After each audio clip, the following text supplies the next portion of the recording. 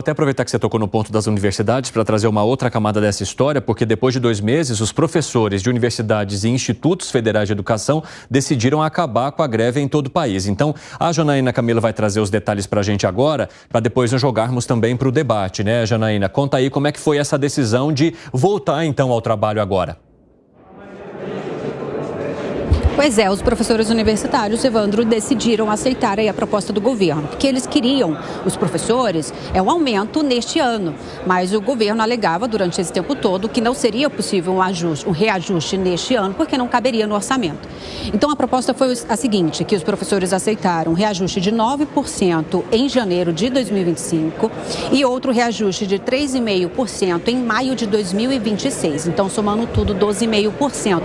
Já havia uma previsão de aumento salarial para os professores entre 2025 e 2026 de 9%. Então, em contrapartida, por não conceder esse reajuste desse ano, o governo então propôs aí um aumento desse aumento que já estava previsto, né? Bom, esse acordo ele foi fechado ontem, domingo, vai ser assinado na quarta-feira, mas oficialmente essa greve ela está encerrada realmente hoje, segunda-feira. Em comunicado, o Sindicato Nacional dos Docentes das Instituições de Ensino Superior disse que o seguinte, o movimento foi encerrado, apesar aí da proposta do governo não atender adequadamente às demandas, mas que refletem avanços que só foram possíveis graças à força do movimento. Então, completou aí que a greve atingiu seu limite, que está agora no momento do movimento seguir em outras frentes. Segundo o sindicato, essa greve estará acabada, encerrada por completo no próximo dia 3 de julho, em todas as universidades. Os calendários escolares, o sindicato disse o seguinte, que eles serão ajustados de acordo com o desejo e a necessidade de cada instituição. Mas como parte dessa greve aconteceu num período de férias escolares, a expectativa é de que esse calendário ele não seja tão comprometido, tão afetado. Evandro, é com você. Obrigado pelas informações, Janaína Camilo. Ótimo trabalho para você. Eu queria entender de que maneira que foram conduzidas, então, essas férias aí dentro das universidades, se elas foram remanejadas para o momento em que os professores estavam de greve e aí depois os alunos voltam antes para a universidade. Isso aconteceu comigo, por exemplo, na época em que eu estudava na Universidade Federal. Houve uma greve, nós ficamos paralisados por mais de um mês e aí depois acabou que as férias foram usadas dentro daquele período e os alunos acabaram não tendo as férias depois, né? Retornaram ali às aulas e seguiram diretamente. Agora, resta saber se nesta vez eles usariam essa mesma estratégia, Langani. Olha, aconteceu isso comigo também, é um problema crônico das universidades, tanto federais quanto estaduais, quando entram em greve. O aluno acaba sendo prejudicado. Agora, a gente tem que repensar esse modelo. Por quê? Porque o dinheiro está acabando, o orçamento é limitado, a sociedade empobreceu e o setor público também empobreceu e vai empobrecer, porque a lógica, né, do dinheiro, do orçamento, ela é limitada, não tem Mas para todo repensar mundo. De que maneira, Gani? Porque isso também não levaria, por exemplo, a acabar com oportunidades para pessoas que hoje utilizam essas universidades? Veja, o que acontece é que tem muitos alunos com dinheiro, né, de escolas particulares com bom acesso à educação, que acabam usufruindo da Universidade Federal. Então, talvez a gente poderia pensar num modelo de privatização dessas universidades e dar um voucher para aqueles que efetivamente não conseguem pagar, né, e comprovar, porque tem sempre muita distorção, né? Muitas pessoas acabam usando, e não é legal isso, acabam usando o benefício e quando não precisariam usar. O que foi, Piperno? Você vai concordar comigo, né? De forma nenhuma, privatizar a universidade. Olha que ponto chegamos. Eu prefiro que se faça o seguinte. Por exemplo, alunos de famílias que recebam, 50 salários mínimos para cima, toda essa turma passa a pagar mensalidade.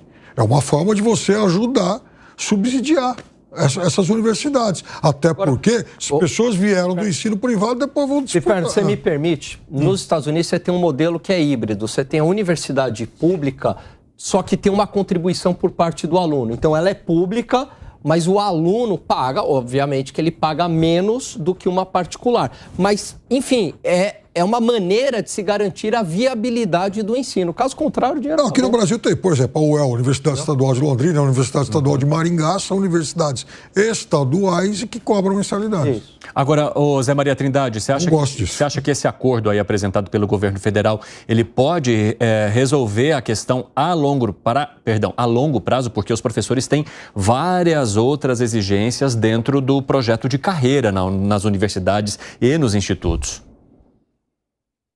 O presidente Lula, ele tem experiência em greve, em movimentos assim, e expressou isso muito bem no encontro com representantes das universidades, dizendo que uma greve não pode ficar indefinidamente e que uma greve não pode também ser derrotada.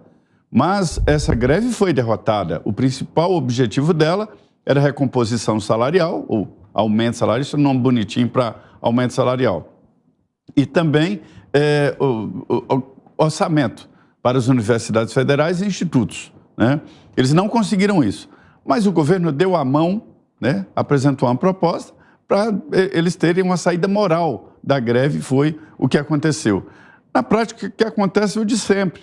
A greve foi colocada na Constituição, é um direito do trabalhador, mas é um caso extremo. Eu considero aquela coisinha de vidro que tem durante os incêndios, que você quebra quando o prédio está pegando fogo. Você não pode, por qualquer coisa, bater o martelo e quebrar aquele vidrinho e disparar o alarme, né? Então, greve é casos extremos, porque as consequências são muito pesadas, como as que vocês falaram na vida de cada um e na vida do país, né? É uma suspensão de contrato.